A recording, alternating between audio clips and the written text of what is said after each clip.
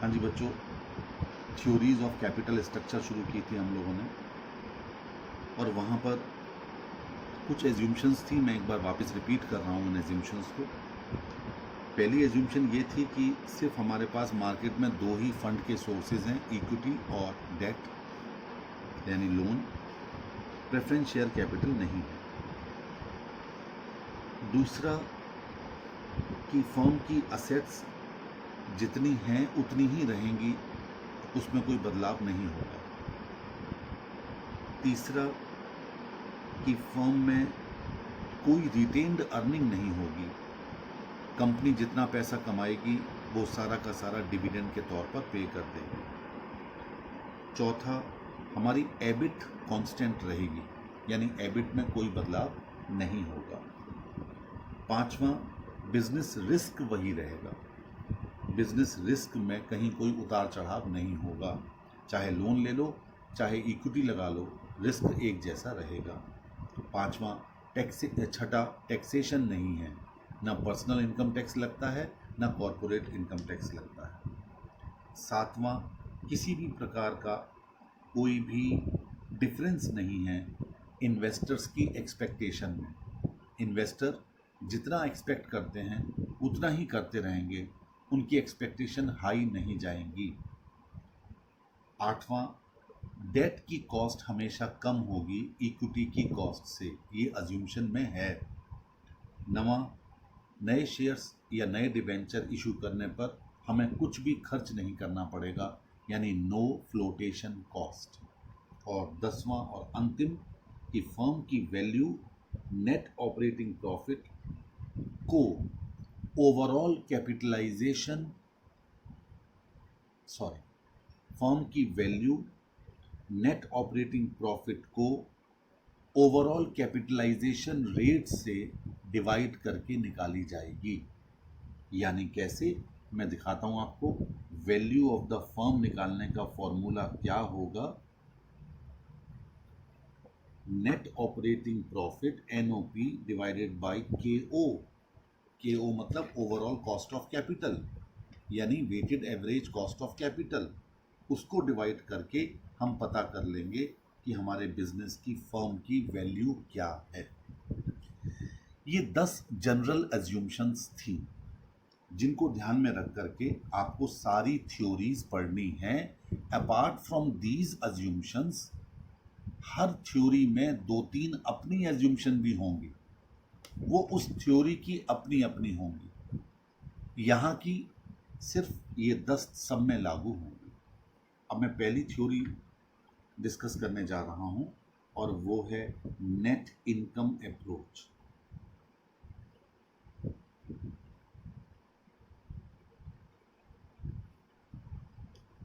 आप कहेंगे कि सर ये क्या करवा रहे हो आप, जरा एक बार समझा दो। दरअसल चैप्टर का नाम है कैपिटल स्ट्रक्चर, जिसका मतलब है कि बिजनेस में हमारा कैपिटल स्ट्रक्चर कैसा होना चाहिए। यानी कि बिजनेस में कितना इक्विटी कैपिटल होनी चाहिए और कितना डेट होना चाहिए, कितने रिजर्व्स होने चाहिए, कितने प्रेफरेंस शेयर कैपिटल होनी चाहिए। अब उसके कुछ सिद्धांत हैं, कितने होने चाहिए उसके सिद्धांत हैं। उन सिद्धांतों को थ्योरीज कहते हैं कि आखिर आप क्या सोच करके अपने बिजनेस का कैपिटल स्ट्रक्चर फॉर्म करोगे। देखिए, बिजनेस में कितना पैसा लगना चाहिए, इसकी इकोनॉमिक्स कहती है, दो थ्योरी है। इकोनॉमिक्स के दो सिद्धांत। इकोनॉमिक्स कहती है कि या तो आप प्रॉफिट मोटिव सोच करके अपने बिजनेस में लगाए जाने वाले अमाउंट के बारे में पता करो।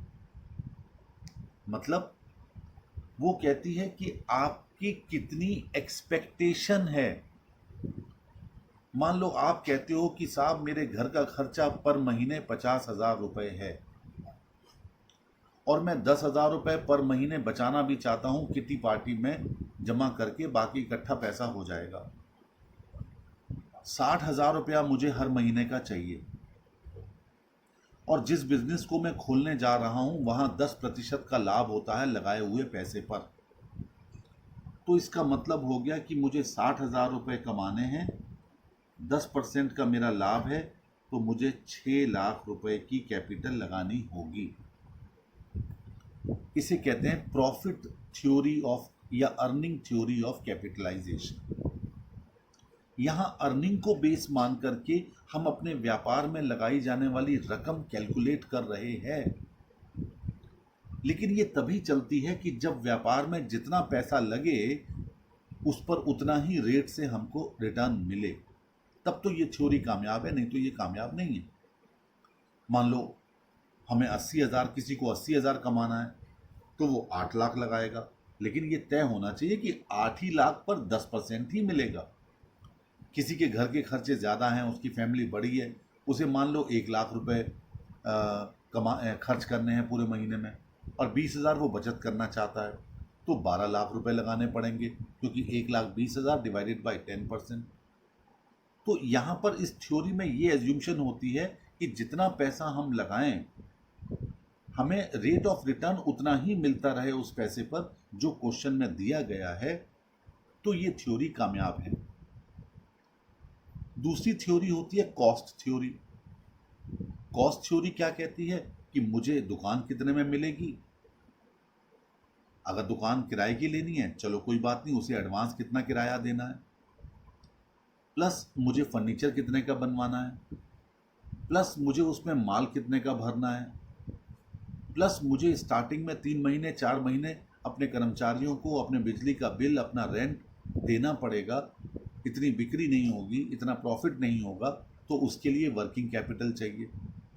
तो उन सबका टोटल लगा लो तो पता चल जाएगा कि व्यापार में मुझे कितने पैसे की आवश्यकता है। उसे कॉस्ट थ्योरी ऑफ कैपिटलाइजेशन कहते हैं।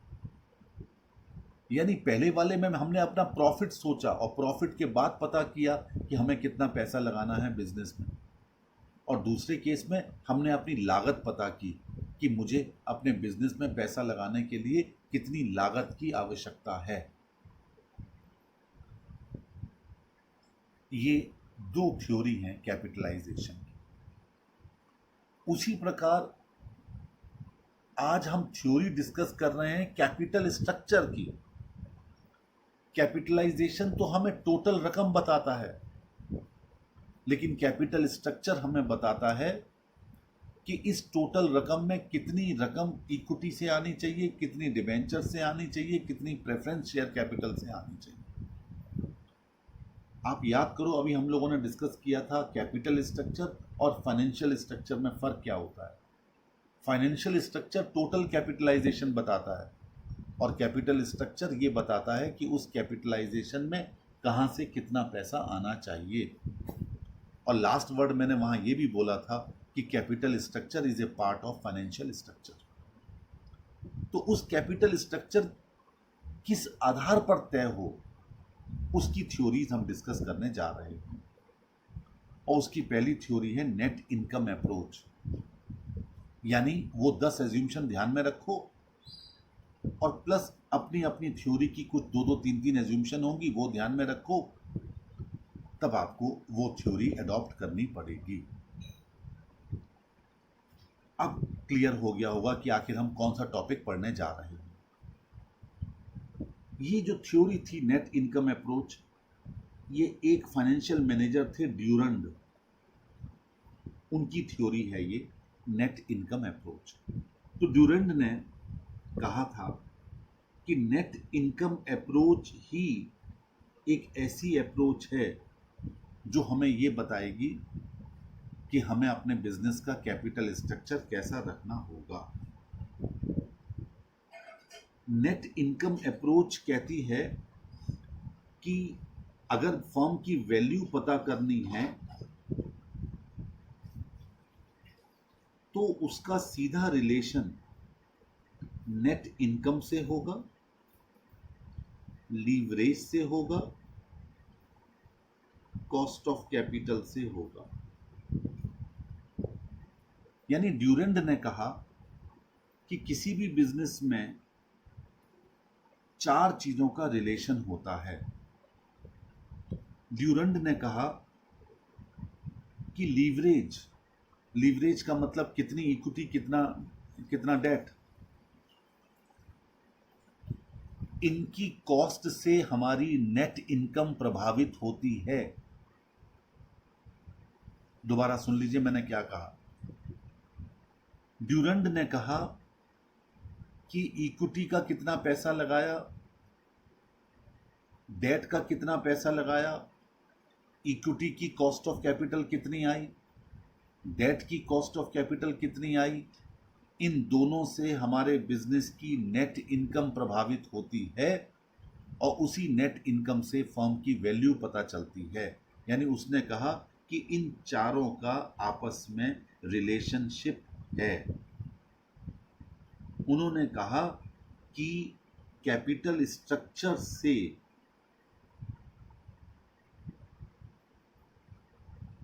वैल्यू ऑफ द फर्म का रिलेशन है। यानी कैपिटल स्ट्रक्चर किसी फर्म की वैल्यू को डिटरमिन करने में एक रोल प्ले करता है। ये ड्यूरेंट की इस थ्योरी का जिस्ट था। यानी फर्म अगर ओवरऑल फाइनेंशियल मिक्स में, मेरी बात पर गौर करना, थ्योरी है लेकिन इसका मतलब ये नहीं कि आगे प्रैक्टिकल में काम नहीं आएगी। इस थ्योरी का एक जिस्ट था, एक निचोड़ था कि अगर आप अपने बिजनेस की वैल्यू बढ़ाना चाहते हैं तो आपको नेट इनकम बढ़ानी पड़ेगी और नेट इनकम बढ़ाने के लिए आपको अपने फाइनेंशियल मिक्स में डेट का प्रपोर्शन बढ़ाना होगा, क्योंकि डेट की कॉस्ट इक्विटी की कॉस्ट से जनरली कम होती है और ना भी कम हो तो हम एज्यूम्शन लेके चल रहे हैं कि कम है, वैसे कम होती ही है। इस थ्योरी की अपनी एज्यूम्शन और है, वो 10 के अलावा, और वो क्या है? Apart from the general assumptions. कौन सी जनरल? जो 10 आज भी आपके साथ डिस्कस हुई। Some additional assumptions are also there in this theory, that both cost of debt and cost of equity remain constant. दोनों की जो कॉस्ट है वो बराबर रहेगी। बराबर से मतलब आपस में बराबर नहीं, डेट की जितनी है उतनी ही रहेगी, इक्विटी की जितनी है उतनी ही रहेगी। और दूसरी अज्यूम्शन है कि जो डेट फाइनेंसिंग है, देखिए बेटे, दो फाइनेंसिंग होती हैं, एक डेट फाइनेंसिंग और एक कैपिटल फाइनेंसिंग, यानी ओन्ड कैपिटल फाइनेंसिंग। तो अभी तक हम लोगों ने क्या पढ़ा था कि अगर व्यापार में लोन बढ़ता चला जाता है तो रिस्क बढ़ता है, और जब रिस्क बढ़ता है तो जो इक्विटी शेयर होल्डर होता है वो अपने द्वारा लगाई गई कैपिटल पर ज़्यादा डिविडेंड डिमांड करता है, एक्सपेक्ट करता है, क्योंकि वो कहता है कि भाई रिस्क ज़्यादा है आपकी कंपनी में पैसा लगाना, आपने बहुत लोन ले रखा है, तो फिर मुझे ज़्यादा डिविडेंड चाहिए, तभी मैं आपके बिजनेस में पैसा लगाऊंगा, अदरवाइज मैं नहीं लगाऊंगा। लेकिन इस थ्योरी में ये बात एज्यूम्शन के तौर पर है कि यहाँ पर इन्वेस्टर्स का यानी इक्विटी शेयर होल्डर्स की एक्सपेक्टेशन नहीं बढ़ेंगी। ज़्यादा डेट फाइनेंसिंग होने के बाद भी उनकी एक्सपेक्टेशन उतनी ही रहेंगी जितनी पहले थी, यानी कि cost of equity remain constant और कॉस्ट ऑफ डेट भी कांस्टेंट रहना है। और बिजनेस में ज़्यादा डेट लगाने के बाद भी इन्वेस्टर्स ज्यादा पैसा हमसे नहीं मांगेंगे। या अगर मैं इसको डायग्राम के तहत शो करूं, देखिए एक डायग्राम बना रहा हूं, मैंने अपने नोट्स में भी बना रखा है ग्राफ पेपर। उसके मुताबिक ये कॉस्ट ऑफ कैपिटल है। इस एक्सिस पर, कौन सा एक्सिस कहते हो इसे, एक्स एक्सिस या वाई एक्सिस, वाई एक्सिस पर, और ये जो एक्स एक्सिस है इस पर आपने शो किया फाइनेंशियल लीवरेज। फाइनेंशियल लीवरेज का मतलब डेट इक्विटी रेशियो।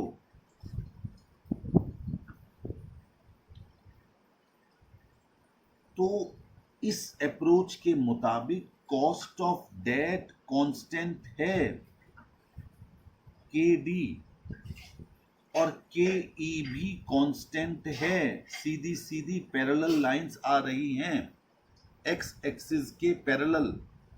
अब आप कहोगे सर आपने के ई की ऊपर क्यों खींची, के डी की नीचे क्यों खींची? क्योंकि एज्यूम्शन है कि के डी के ई से नीचे ही है, यानी डेट की कॉस्ट इक्विटी की कॉस्ट से कम है। ये 10 अज्यूम्शन में से एक था और मैंने कहा जनरली कम ही रहता है। तो इक्विटी की कॉस्ट ऑफ कैपिटल हमने ऊपर लाइन बनाई और कॉस्ट ऑफ डेट की नीचे लाइन बनाई। अब मैं इस थ्योरी के 2-4 लाइंस पढ़ रहा हूं समझाने के लिए।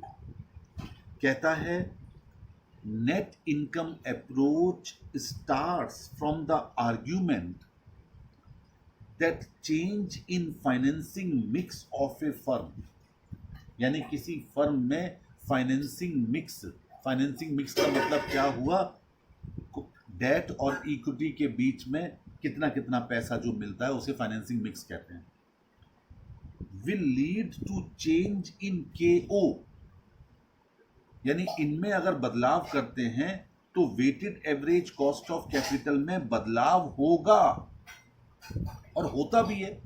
अगर आप लोन बढ़ा दोगे उसकी कॉस्ट कम होगी, इक्विटी कम कर दोगे तो उसकी कॉस्ट ज्यादा होती है, तो जो weighted average cost of capital है वो डिक्रीज हो जाएगी, कम हो जाएगी। तो स्वाभाविक सी बात है कि फाइनेंसिंग मिक्स के बदलने से क्या होता है, KO बदल जाता है, resulting in change in the value of the firm.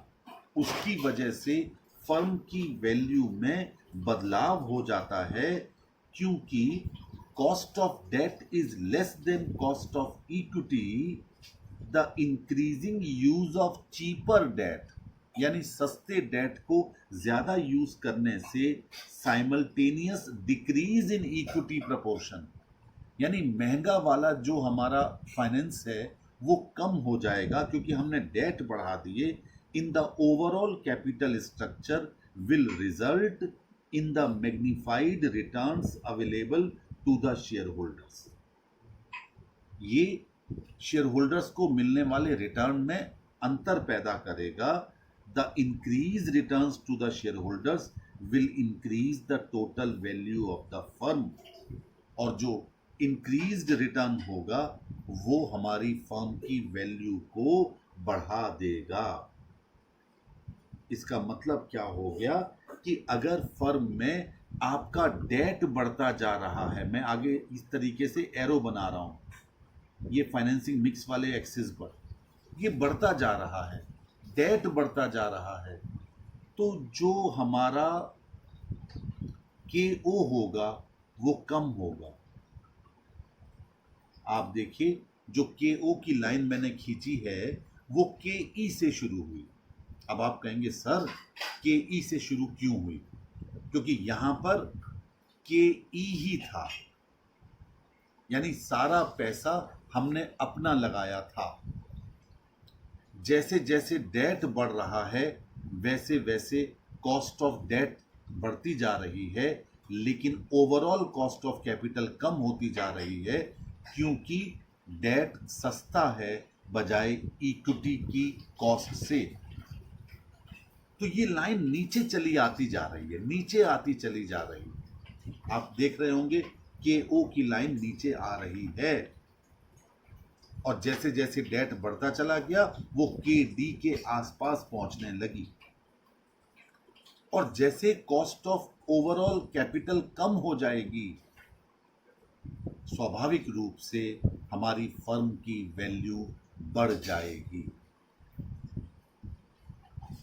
Value बढ़ जाएगी, कैसे बढ़ेगी? मैं आपको एक छोटा सा एग्जांपल देता हूं, और आप इस एग्जांपल को समझेंगे तो आपको पता चलेगा कि वैल्यू कैसे निकाली जाएगी नेट इनकम अप्रोच में। आगे चल करके आपके प्रैक्टिकल क्वेश्चंस होंगे, मैं आपको उन्हीं क्वेश्चन में ले चल रहा हूं, जरा क्वेश्चन निकालिएगा। और ये क्वेश्चन आपके हैं हाँ हाँ हाँ हाँ हाँ हाँ हाँ हाँ हाँ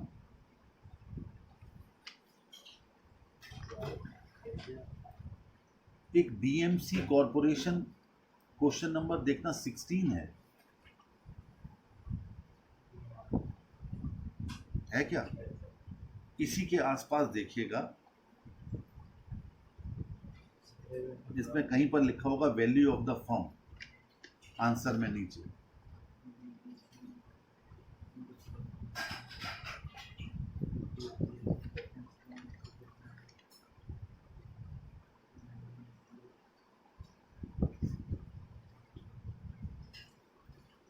ये इंडिफरेंस वाले क्वेश्चन हैं।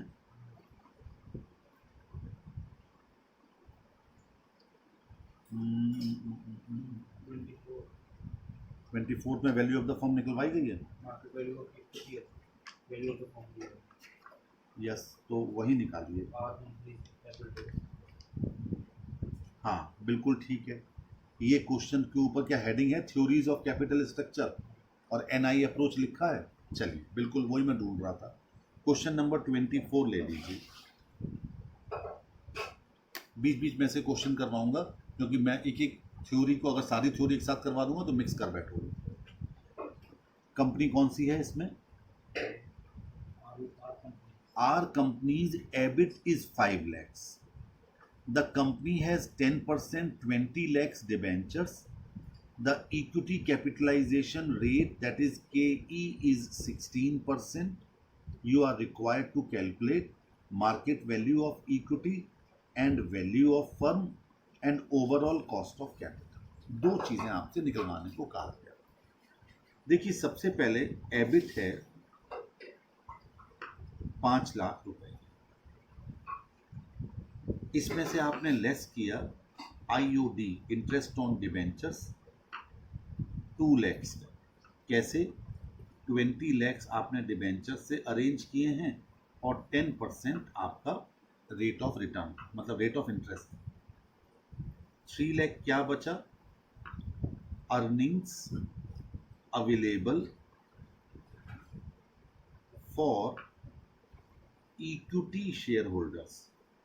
इसको नेट इनकम कहते हैं, क्योंकि अप्रोच नेट इनकम अप्रोच है ना, इसलिए आपको यहां बताना पड़ा मुझे कि ये क्या है। ये नेट इनकम है 3 lakhs। अब के ई कितना था? 16%। ठीक है, अब आपने निकाला मार्केट वैल्यू ऑफ इक्विटी।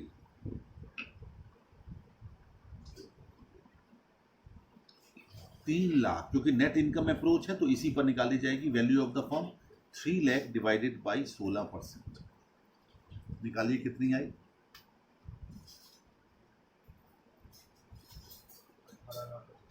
18,75,000। यानी हमारी इक्विटी भले ही 30 लाख रुपए की थी, 30 लाख की कहाँ थी? 30 लाख की नहीं है, नहीं 30 लाख की नहीं है ही नहीं, क्वेश्चन में दी नहीं गई है।